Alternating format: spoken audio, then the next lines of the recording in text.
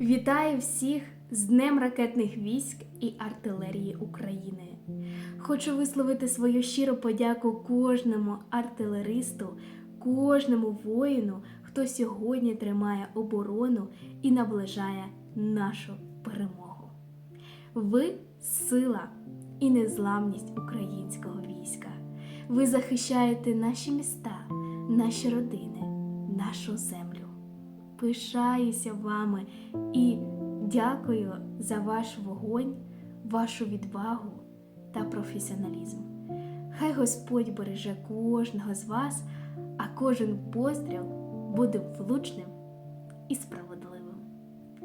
Слава артилерії України! Слава нашим героям України!